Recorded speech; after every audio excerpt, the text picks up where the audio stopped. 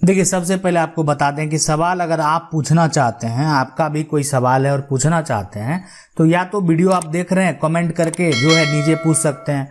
आपके भी सवाल जो है कलेक्ट किए जाएंगे, जो बेहतर सवाल होंगे, जो एक तरह से जेन्युइन है, सही तरीके से जो कुछ पूछ रहे हैं, उनका समस्या है, उनको हम कलेक्ट करते हैं। और लगभग लोगों का आता ही है, और जहां तक होता है अगर उनका कलेक्ट नहीं हो पाता है तो हम उनको वहीं रिप्लाई देने का प्रयास करते हैं, मतलब कमेंट में ही जो है रिप्लाई देने का भी प्रयास करते हैं। और जिनका रिप्लाई नहीं गया, समझ लीजिए उनका कमेंट जो है आपका यहाँ पे कलेक्ट कर लिया गया है और आपका जवाब जो है वो आपको वीडियो में जरूर मिलेगा। दूसरा है कि आप अगर अपना सवाल को सार्वजनिक नहीं करना चाहते हैं तो आप चाहें तो फेसबुक या इंस्टा के माध्यम से, आप चाहें तो इंस्टाग्राम को फॉलो कर लीजिए और उसके माध्यम से आप जो है सवाल पूछ सकते हैं, हमें आप मैसेज कर सकते हैं। मतलब दोनों ऑप्शन आपके लिए अवेलेबल है, आप ऐसा कर सकते हैं। चलिए देख लेते हैं। यहाँ पे जो है ये सवाल है कि मेरा खतियान परदादा के नाम से है, लेकिन हम जो है जूते नहीं है, कब्जा कोई और किए हुए हैं, और इस समस्या का समाधान कैसे होगा। मेरे पास कागज में सिर्फ खतियान है। देखिए, खतियान ही बहुत बड़ा कागज है। खतियान ना हो तो अगर रसीद ही रहेगा तो क्या फायदा। खतियान जिसका रहेगा उसी का तो रसीद कटेगा। तो सबसे पहले आप इसका रसीद काटने का प्रयास करवाएं, ठीक है। कैसे भी किसी तरह से खतियान में जितने भी व्यक्ति का नाम है, उनके जो वंशज होंगे उनके नाम से एक तरह से रसीद उनके नाम से वो लगान शुल्क कट जाए, उसका प्रयास आपको करना है। वो किसी तरह से आप करवा लेते हैं तो आप बहुत बेनिफिट में रहेंगे, ठीक है। अगर आपका लगान शुल्क भी पे करेंगे, उसके बाद जिसका कब्जा है उसको आप ऐसे भी कर सकते हैं, बिना अगर आपका रसीद नहीं भी कट रहा है तो आप कोर्ट से इस पे जो है टाइटल सूट केस फाइल करेंगे, ठीक है। टाइटल सूट में उस व्यक्ति को नोटिस जाएगा, और उस व्यक्ति को नोटिस जाएगा तो पूछा जाएगा कि आप जो इसको कब्जा किए हुए हैं तो आपके पास क्या प्रूफ है, क्या आपका रसीद कट रहा है, जो भी है ना, जो भी है ना, वो प्रूफ पूछा जाएगा। अगर आप रसीद कटा लेते हैं तब उसके पास वो भी ऑप्शन नहीं बचता है। तो ये काम आप जो है यहाँ पे कर सकते हैं, मतलब सिविल कोर्ट में जाके एक वकील से बात करें और उसके बाद जो है टाइटल सूट कर दें। आपको जो है जरूर उसका जो है जब निर्णय होगा, प्रक्रिया चलेगा, थोड़ा समय लगेगा, लेकिन आपको जो है अपना जो भी प्रॉपर्टी है जरूर रिटर्न मिलेगा। अगला सवाल है कि मेरा खतौनी में एक जो है यहाँ पे मुन्नी लाल चला आ रहा है, पूरी कॉलोनी में वो है, और उसका नाम कैसे कटवाएं खतौनी से। क्या टीएस चलाना पड़ेगा, क्योंकि पीछे से जो है दस्तावेज में कोई बेस नहीं मिल रहा। देखिए, अगर पीछे वाला दस्तावेज में किसका बेस नहीं, देखिए जो आपका जो भी है खतौनी है, तो अगर पीछे वाला अगर मान लेते हैं आपको कुछ भी रिकॉर्ड मिले जिसमें उसका नाम ना हो, तो उस आधार पे आप सुधार करवा सकते हैं, ठीक है। अगर उसका नाम चलता आ रहा है तो डलवा लिए होंगे गलत तरीके से, या मान लेते हैं कि जो एक तरह से कोई होंगे आपके परिवार के लोग, तो वो जो भी होंगे, लेकिन आप अगर पीछे का रिकॉर्ड निकाल लेते हैं कहीं से जिनमें उनका नाम नहीं हो, मान लेते हैं 1905 का रिकॉर्ड हो, 1908 का रिकॉर्ड हो, जो भी रिकॉर्ड है, आप अगर उसको निकलवा लेते हैं तो आप आसानी से टाइटल सूट करके इसका सुधार करवा सकते हैं, कोई दिक्कत नहीं होगी आपको। अगला सवाल है कि सर मेरी पट्टा जमीन के पास कोई आदमी का जो है पट्टा शुदा जमीन है, और इस जमीन के पास मेरी जो है वो यहाँ पे 91 की जमीन जो है जो मेरे नाम है ना, मेरे नाम का नोटिस निकलता है, और वहाँ उसका मुआवजा में ही हर वर्ष भरता हूँ, तो वो कब्जा कर रहा है। वाली जमीन तो समझ में आया, लेकिन आपने जो ये रहा है वाली जमीन तो समझ में आया, लेकिन आपने जो ये 91 जो है ना, एक तरह से ये बात तो थोड़ी सी अलग लग रही है हमको, है ना। आपके नाम ठीक है, जमीन है, और मेरे नाम का नोटिस निकलता है, वो ठीक है, किसी कारणवश आपका नोटिस निकलता होगा, और उसका मुआवजा में ही हर वर्ष जो है ये चीज भरता हूँ, तो ये अलग बात है। हो सकती है कि उस पट्टे के लिए नोटिस निकलता होगा। तो एक बार आप जो है अपना सवाल स्पष्ट कर लें अगर आप देख रहे हैं हमें, तो ताकि हम बेहतर तरीके से आपको जवाब दे पाएंगे। अगला सवाल है, रवि कुमार पूछ रहे हैं, सर जमीन का दस्तावेज और वारिस में जो है यहाँ पे भीग गया ना, बारिश में भीग गया है, ठीक है, और बारिश में भीग गया है, तो क्या करें न्यू दस्तावेज बनवाने के लिए। देखिए, जमीन का अगर दस्तावेज, अब दस्तावेज क्या है, खतियान है ना, खतियान है, रसीद है, या जो रजिस्ट्री है यानी केवाला है, तो क्या है। अभिलेखागार है वहां से चिरकुट फाइल करके निकाल सकते हैं, रसीद तो फिर कटवा सकते हैं। और केवाला है तो निबंधन कार्यालय में जाके आपको उसके डुप्लीकेट कॉपी के लिए मतलब आपको बताना होगा और डुप्लीकेट कॉपी के लिए जो है आपको आवेदन करना होगा, तो आपका डुप्लीकेट कॉपी वहां पे मिलेगा।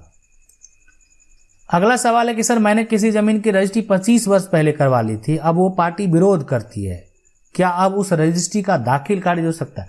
देखिए, अगर रजिस्ट्री करवा ली थी और दाखिल खारिज आप नहीं करवाए ना सबसे पहले, तो एक बार पहला ऑप्शन है कि आपको जाके अधिकारी से बात करना चाहिए, सीओ साहब से बात। अच्छा, 25 साल अगर आपका रजिस्ट्री हुआ होगा ना, तो 25 साल पहले हो सकता है कि आपका नया वाला खाता खेसरा नया सर्वे का चढ़ा होगा, तब आप अभी भी ऑनलाइन कर सकते हैं, कोई दिक्कत नहीं है। लेकिन पुराने वाले भी होते हैं तो कर देते हैं, ठीक है, आगे का जो है कोई प्रक्रिया के लिए। लेकिन अगर आपका नया तो कोई दिक्कत ही ना, आप ऑनलाइन पहले कर दीजिए।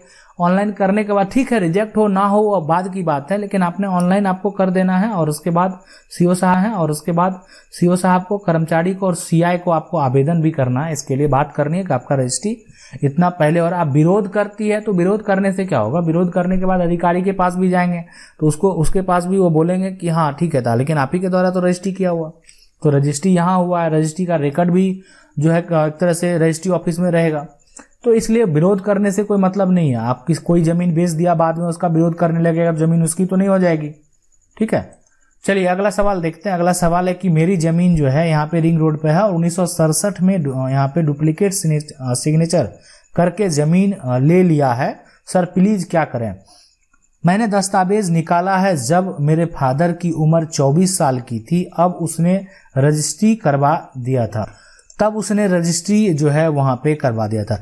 देखिए, डुप्लीकेट सिग्नेचर मतलब क्या होता है कि अगर सेम वही सिग्नेचर हो गया और उसको एक तरह से आपका जो भी वो जमीन 67 में और ऐसा फर्जीवाड़ा अगर किया गया तो मामला तो बहुत दिन का हो गया। सबसे पहली बात है ये एक्शन तो मान लेते हैं जब भी जमीन है। अच्छा, वर्तमान में दखल किसका है? अब वो अगर व्यक्ति दखल भी कर लिया है तो फिर आप अगर कोर्ट जा रहे हैं और ये बोल रहे हैं और सिग्नेचर हो सकता है कि लगभग 100% मैच कर जाए, लेकिन ऐसा होता नहीं है, ठीक है।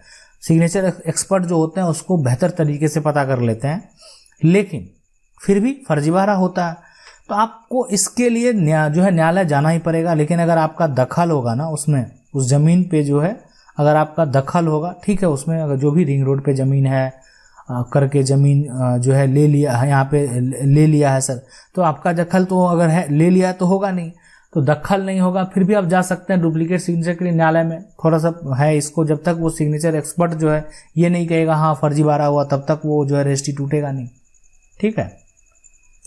अगला सवाल है कि आप जो है खतियान को पढ़कर समझाइए कि खतियान के अनुसार अंश कैसे बढ़ता है और जिसका नाम जो है खेसरा के जो है आगे होता है उससे जो है, हाँ बिल्कुल ऐसा जो है वीडियो हम आपके लिए जो है जरूर लाएंगे। और आपका जो है ये सब ऐसा सवाल पूछने के लिए बहुत बहुत धन्यवाद। जरूर हम इसके लिए जो है खतियान को आपको पढ़ के और समझाने का प्रयास करेंगे कि अगर उसमें भी अंश है तो उसका किस तरीके से जो है शेयर डिवाइड किया जाता है। अगला सवाल है कि सर मेरी एक ज़मीन है जो कि मेन रोड पर है और उस रोड के फ्रंट में दादा के जो छोटे भाई हैं और हम पीछे हैं, क्या हम फ्रंट से बराबर नहीं बांट सकते? देखिए, अगर मान लेते हैं बंटवारा का कोई एक तरह से सही कागज बन चुका था पहले से ही, मतलब एक तरह से स्टाम्प पे बंटवारा हुआ, उसमें दादाजी और दादाजी के जो भाई दोनों भाई हैं उसका मौखिक अगर बंटवारा होगा तो आप कानूनन जो है पार्टीशन सूट फाइल करके तोड़ सकते हैं। लेकिन अगर स्टाम्प पे बंटवारा होगा तो उनका भी एक सबूत बनता है कि हाँ ऐसे मेरा सहमति से हुआ था, ये वगैरह वगैरह बहुत सारी बातें हैं। लेकिन अगर ऐसा कोई भी पुख्ता प्रूफ नहीं है तो आप पार्टीशन सूट कोर्ट में फाइल कीजिए, ज़्यादा कॉस्ट भी नहीं लगेगा। और आप ये कर सकते हैं कि आगे का वैल्यूएशन ज़्यादा है जो कि हमको नहीं दिया गया और आगे जो है हमको एक तरह से समान शेयर दिया जाए फ्रंट वाले ज़मीन से भी, तो बिल्कुल आपको यहाँ पे न्याय मिलेगा। सीधी सी बात है कि कहीं ना कहीं फ्रंट की ज़मीन है तो जो ज़्यादा कीमती है, बैक की ज़मीन है तो उसका कीमत थोड़ा सा जो होता है वो फ्रंट वाले से कम ही होता है। अगला सवाल है कि सर हमारे पास जो पुराना खतियान है लेकिन नया खतियान किसी दूसरे नाम से है, ठीक है, हमारे गांव के आदमी जो हैं वो केवाला करा लिया है और जो है केवाला करा के और जो है हमारे खेत का पूरा ज़मीन यहाँ पे जो है मैंने कब्जा कर लिया है और धान रोप दिया। अब हम क्या करें? देखिए, पुराना खतियान है ना आपके पास, अब आप बोल रहे हैं कि पुराना है कि पुराना है ना, और नया दूसरे के नाम पे है, नया दूसरे के नाम पे है। सबसे पहले तो अभी जैसे है वो किया गया, आपका दखल था, आपको तुरंत 144 करके उस पर स्टे लगवा देना था कि वहाँ पे कोई नहीं जाएगा। ये काम आपको तुरंत करना था, आप तुरंत एसडीओ के पास आवेदन करते और उस पर धारा लगवा देते, ताकि जो भी रोपा है तो ठीक है, उस पर अब विवाद हो गया, अब थोड़ा वो स्टे लग गया आप यहाँ पे, लेकिन आपका एसडीओ के पास से कोई भी निर्णय नहीं हो जाएगा सुधार का। तो पुराना है नया है, तो आपको जो है यहाँ पे पुराना खतियान नया खतियान दोनों आप निकाल लीजिए, आपके पास है तो कोई दिक्कत ही नहीं है। और जो व्यक्ति के नाम से आपका जो है फिलहाल आप वो रजिस्ट्री क्या किया वो बात अलग है, ठीक है, लेकिन अभी जो व्यक्ति के नाम से उस जमीन का सर्वे हुआ उस पर आप वहाँ पे करना है, ठीक है। और ये भी मेंशन कर देना है कि उस व्यक्ति के द्वारा जमीन को जो है एक जालसाजी तरीके से जो है बेच दिया गया। तो आप पहले तो सर्वे टूटेगा, और वो सर्वे टूटेगा तो रजिस्ट्री तो ऑटोमेटिक टूट गया, लेकिन जो बेचा है जमीन ना, जिसके नाम से वो गलत तरीके से सर्वे हो गया था, उस पर आप समझ सकते हैं, अगर आप चाहें तो 420 का भी धारा चलवा सकते हैं, जो कि काफी यहाँ पे वो लफड़े में पड़ सकता है उसके लिए, ठीक है। चलिए, आशा करते हैं वीडियो अच्छा लगा होगा। वीडियो अच्छा लगा वीडियो को लाइक जरूर कर दीजिएगा। चैनल को पहली बार देख रहे हैं सब्सक्राइब करके जो बेल आइकन है उसको जरूर